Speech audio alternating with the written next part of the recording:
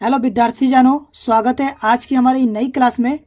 तो आज की इस क्लास में हम लोग देखने वाले हैं क्लास 10 हिंदी का 20 ऑब्जेक्टिव क्वेश्चन। अगर मैं आप लोग ये 20 ऑब्जेक्टिव क्वेश्चन तैयार कर लेते हैं तो आप लोग को बोर्ड एग्जाम में यही सारे प्रश्न देखने को मिलेंगे और आप लोग 20 में 20 आसानी से करके आएंगे। तो अगर आप भी चाहते हैं कि 20 में 20 करके आना तो इस वीडियो को अंत तक देखिए। जो बच्चे क्लास 10 यूपी बोर्ड से एग्जाम देने वाले हैं तो उनके लिए तो ये वीडियो काफी इंपॉर्टेंट है। तो बच्चों, आज दीपावली है। दीपावली की आप सभी को और आपके परिवार को ढेर सारी शुभकामनाएं। हैप्पी दिवाली। आप सब अच्छे रहें और खुश रहें। चलिए गाइस, हम लोग इसको स्टार्ट करते हैं। तो देखिए, आज मैं आप लोग को बताने वाला हूँ 20 बहुविकल्पीय प्रश्न। देखो, ये जो 20 बहुविकल्पीय प्रश्न आएंगे ना, वो आपको आएंगे खंड अ में। ठीक है, खंड अ में आप लोग को 20 बहुविकल्पीय प्रश्न आएंगे और खंड ब में 50 अंक के वर्णनात्मक प्रश्न आएंगे, जो कि आप लोग को उसका उत्तर कॉपी पर लिखना होता है। और इसका उत्तर बहुविकल्पीय यानी कि एमसीक्यू दिख रहा है, इसका उत्तर आप लोग को ओएमआर पर भरना होगा। तो वो मैं आप लोग को बताऊंगा और बता भी चुका, पिछले साल भी बताया था। बच्चों ने 20 में 20 करके आए हैं तो आप लोग भी 20 में 20 करके आएंगे। तो सबसे पहला देखिए, यहाँ पर पहला जो प्रश्न है वो क्या था कि शुक्ल युग के लेखक नहीं है। शुक्ल युग के लेखक नहीं है। देखो, शुक्ल युग के लेखक है जयशंकर प्रसाद, ये भी है। प्रेमचंद्र, ये भी है। रामचंद्र शुक्ल, ये भी है। ये नहीं है भारतेंदु हरिचंद्र। तो ये आप लोगों को सही हो जाएगा डी नंबर। तो इस पर आप लोगों को ऐसे टिक लगा लेना है। तो D number, option number D इसका सही आंसर होगा। बाकी देखिए, उसके बाद अगला जो प्रश्न है, पूस की रात कहानी के लेखक है जयशंकर प्रसाद, प्रेमचंद्र, सुदर्शन, यशपाल। तो देखिए, इसमें जो होगा ना आप लोगों को, तो ये हो जाएगा प्रेमचंद्र। तो ऑप्शन नंबर बी इसका करेक्ट आंसर हो जाएगा। तो ऑप्शन नंबर बी पर इसे गोला लगा लेना है, प्रेमचंद्र पर। ठीक है, ये हो गया दूसरा का आंसर। अब देखिए तीसरा में क्या दिया है। तीसरा में दिया कि सिंदूर की होली के नाटककार हैं। ऑप्शन नंबर ए है Jaishankar Prasad, option number C है राजकुमार वर्मा और ऑप्शन नंबर बी है लक्ष्मी नारायण मिश्र और ऑप्शन नंबर डी है हरिकृष्ण प्रेमी। तो देखो, ये जो है ना सिंदूर की होली के नाटककार है वो है लक्ष्मी नारायण मिश्र। कौन है? लक्ष्मी नारायण मिश्र। तो ऑप्शन नंबर बी इसका करेक्ट आंसर सही हो जाएगा। उसके बाद देखिए, चौथा नंबर दिया कि रूस में 25 मास यात्रावृत्त के लेखक हैं। रूस में 25 मास यात्रावृत्त के लेखक हैं। ऑप्शन नंबर है doctor Nagendra, option number T है रामवृक्ष बेनीपुरी और ऑप्शन नंबर बी है प्रभाकर माचवे और ऑप्शन नंबर डी है राहुल सांकृत्यापन। उसके बाद देखिए, तो इसका जो करेक्ट आंसर होगा ना वो होगा ये वाला ऑप्शन नंबर डी। ठीक है, ये ऑप्शन नंबर डी आप लोग को करेक्ट आंसर हो जाएगा। तो इस पर आप लोग को गोला लगा लेना। उसके बाद देखिए, अगला जो प्रश्न है वो है कि माटी हो गई सोना संस्मरण के लेखक हैं। पहला है ऑप्शन नंबर ए में Kanhaiyalal Mishra Prabhakar, option number B में है Devendra Satyarthi, option number C है आपको माखनलाल चतुर्वेदी और ऑप्शन नंबर डी है रामवृक्ष बेनीपुरी। तो जो इसका जो होगा ना करेक्ट आंसर, ये ऑप्शन नंबर ए सही हो जाएगा। ए पर हम लोग को ऐसे टिक लगा लेना है या फिर गोला लगा लेना है। तो ऑप्शन नंबर इसका जो करेक्ट आंसर होगा कन्हैयालाल मिश्र प्रभाकर। ठीक है, उसके बाद देखिए, जो 6 नंबर प्रश्न है वो क्या है, रीतिकाल को अलंकृत काल किस विद्वान ने कहा है। ऑप्शन नंबर ए है विश्वनाथ प्रसाद मिश्र ने, ऑप्शन नंबर बी है मिश्र बंधुओं ने और ऑप्शन नंबर सी है रामचंद्र शुक्ल ने और ऑप्शन नंबर डी है जॉर्ज ग्रियर्सन ने। ठीक है, तो इसका देखिए, ये जो है ना रीतिकाल को अलंकृत काल किस विद्वान ने कहा था, तो ये कहे थे मिश्र बंधुओं। ठीक है ना, मिश्र बंधुओं ने। तो ऑप्शन नंबर इसका जो बी है वो सही हो जाएगा। उसके बाद देखिए, 7वां नंबर प्रश्न वो कहता है कि निम्नलिखित में से कौन सी कृति रीतिकालीन कवि देव नहीं है। ऑप्शन नंबर ए है कवि प्रिया और ऑप्शन नंबर बी है आप लोग को भावविलास। उसके बाद देखिए, यहाँ पर हम लोग देखते हैं 2 ऑप्शन इधर है, देख लीजिए यहाँ पर। ठीक है, ऑप्शन नंबर जो सी है वो है कि भवानी विलास और ऑप्शन नंबर डी है रस विलास। तो इसका जो आंसर है ना वो पहला वाला है। देखिए यहाँ पर जो दिया ना कि कवि प्रिया, तो ये वाला ऑप्शन नंबर ए इसका सही है। तो ऑप्शन नंबर ए पर हम लोग को ऐसे गोला लगा लेना। बाकी आ जाएंगे इधर। देखिए अगला प्रश्न 8 नंबर प्रश्न, ये क्या बोला है, भारतेंदु युग की विशेषता प्रवृत्ति नहीं है। तो देखिए क्या है, यहाँ पर ऑप्शन नंबर ए में है राष्ट्रीयता की भावना, ऑप्शन नंबर आप लोग को बी है सामाजिक चेतना का विकास और ऑप्शन नंबर सी है खड़ी बोली का विकास और ऑप्शन नंबर डी है, ये सभी। तो देखिए ये सब है, ये भी है, ये भी है, ये भी है। तो इसका मतलब जो इसका करेक्ट आंसर होगा ना, तो ऑप्शन नंबर आप लोग का डी सही हो जाएगा। ठीक है, तो ऑप्शन नंबर डी पर आप लोग को गोला लगा लेना। ये सभी है, भारतेंदु की विशेषता ये सभी है, इसमें है, सभी में है, तो यहाँ पर आप लोग को सभी लगा देना है। बाकी देखिए जो 9वां नंबर प्रश्न है वो क्या दिया है, 9 नंबर, ये है कि बोला कि रानी केतकी की कहानी के लेखक हैं। तो देखिए ऑप्शन नंबर ए है बंग महिला, ऑप्शन नंबर बी है प्रेमचंद्र, और ऑप्शन नंबर सी है ईसा अल्लाह खां, और ऑप्शन नंबर डी है मोहन राकेश।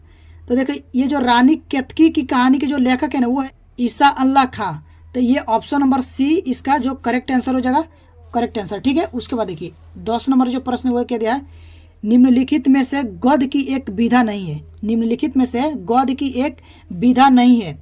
ऑप्शन नंबर ए है महाकाव्य, ऑप्शन नंबर बी है आप लोग को उपन्यास, ऑप्शन नंबर सी है नाटक, और ऑप्शन नंबर डी है एकांकी।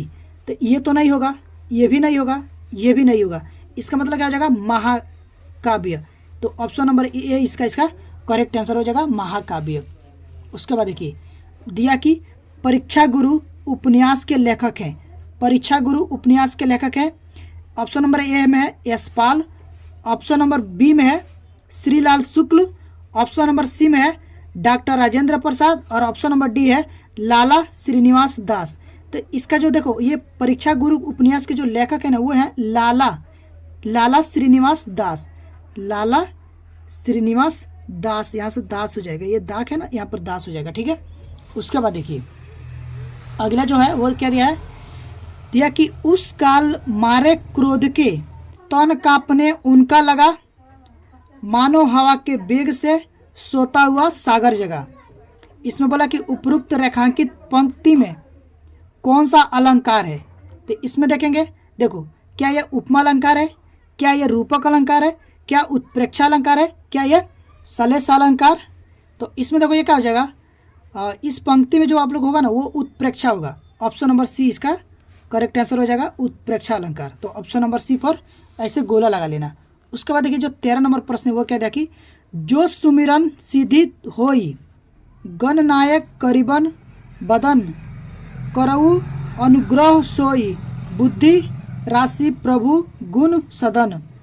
इसमें बोला कि उपरोक्त पंक्तियों में प्रयुक्त छंद है। तो देखिए ये आप लोगों को सिलेबस हटा दिया गया है, ये दोहा और ये हटा दिया गया। ठीक है ना, तो इसमें से 2 ही ऑप्शन होगा। तो इसका जो हो जाएगा ना वो सोरठा हो जाएगा। तो ऑप्शन नंबर ए आप लोग का करेक्ट आंसर हो जाएगा। ठीक है, तो अभी हम लोग कितना तक 13 तक कर चुके हैं। अब देखिए आगे चलेंगे तो 14 नंबर देखिए, यहाँ से हम लोग देखते हैं 14 नंबर। तो 14 नंबर जो प्रश्न वो दिया कि निम्नलिखित में से किस शब्द में अनु उपसर्ग का प्रयोग नहीं हुआ है। किस शब्द में बोला, देखिए ढंग से पढ़िए कि किस शब्द में बोला। यहाँ पर देखो किस शब्द में अनु उपसर्ग का प्रयोग नहीं हुआ है। तो देखो अनुकरण इसमें तो हुआ है, अनुशासन इसमें भी हुआ है, अनुत्तरीय इसमें भी, देखो ये अनुवाद वाला में, इन दोनों में ये जो 3 है ये भी और ये भी, इसका भी अर्थ अलग अलग आ रहा है लेकिन इसका नहीं आ रहा है। ठीक है ना, एक से ज़्यादा अर्थ इसका नहीं आ रहा है अनुवाद। तो ये वाला ऑप्शन इसका डी नंबर सही हो जाएगा। ठीक है ना, उसके बाद देखिए अगला प्रश्न हो क्या था कि नीलकंठ समस्त पद में प्रयुक्त समास है। द्वंद्व समास, दिग्गु समास, बहुब्रीहि समास, अवयवीभाव समास। तो इसका जो करेक्ट आंसर हो जाएगा ना कि नीलकंठ आ जाए तो समझिए कि बहुब्रीहि समास है। तो ऑप्शन नंबर इसका बी करेक्ट आंसर हो जाएगा। ठीक है, उसके बाद देखिए दिया कि बादल का परिवाची शब्द नहीं है। बादल का परिवाची शब्द नहीं है। देखिए नीरद ऑप्शन नंबर में है नीरद, ऑप्शन नंबर बी में अनुबंध, और ऑप्शन नंबर सी में है जलद, और ऑप्शन नंबर डी में है जलज। ये तो है, ये भी है, ये भी है। तो ऑप्शन नंबर ये बी इसका करेक्ट आंसर हो जाएगा। ये नहीं है, ठीक है ना, ये वाला नहीं है। ये जो है ना अनुबंध, ये अनुबंध ये वाला नहीं है, अनुबंध। ठीक है, उसके बाद देखिए यहाँ से आ जाएंगे, इस्मत तुम सर्वनाम शब्द का तृतीय एक वचन रूप है। युवामम, त्वाया, त्वमतम, तुभ्यायम। ठीक है ना, तो इसका जो है ना ये हो जाएगा त्वाया। ऑप्शन नंबर बी इसका करेक्ट आंसर हो जाएगा। उसके बाद देखिए 18 नंबर क्या दिया है कि आंधी आई और हम घर भागने लगे, रचना के आधार पर इस वाक्य का प्रकार है। ठीक है, देखो प्रश्न क्या था कि आंधी आई और हम घर भागने लगे, रचना के आधार पर इस वाक्य का प्रकार है। तो देखिए ये सरल वाक्य है, मिश्र वाक्य है, संयुक्त वाक्य है, इनमें से कोई नहीं। 4 ऑप्शन है। तो देखो ये क्या है, ना ही तो ये सरल वाक्य है, ना ही मिश्र वाक्य है, ये क्या संयुक्त वाक्य है। तो ऑप्शन नंबर इसका सी सही हो जाएगा। ठीक है, उसके बाद देखिए, उसके बाद यह कि महात्मा बुद्ध ने विश्व को शांति का संदेश दिया, इस वाक्य का वाच्य बताइए।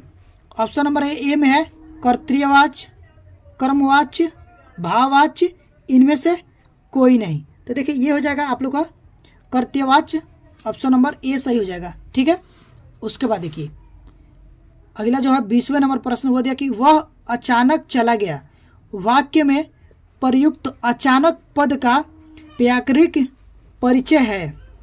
ऑप्शन नंबर ए में है संज्ञा, ऑप्शन नंबर बी में है सर्वनाम, ऑप्शन नंबर सी में है क्रिया विशेषण, ऑप्शन नंबर डी में है क्रिया।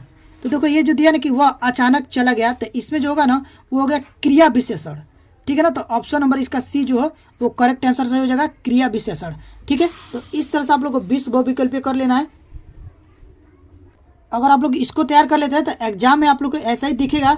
ठीक है गाइस, तो अगर आप लोग को ये वीडियो अच्छी लगी हो तो वीडियो को लाइक करिएगा, चैनल पर पहली बार आए हैं तो चैनल को सब्सक्राइब करके साथ ही साथ बेल आइकन को प्रेस कर दीजिएगा ताकि आने वाला वीडियो को नोटिफिकेशन टाइम पर मिलती रहे। तो बस अभी के लिए बस इतना ही, मिलते हैं इस तरह के नेक्स्ट वीडियो में। तब तक के लिए thank you for watching, happy Diwali आप सभी को और आपके परिवार को। आप सभी खुश रहिए और अपनी पढ़ाई अच्छे से करिए। ठीक है, बाय बाय।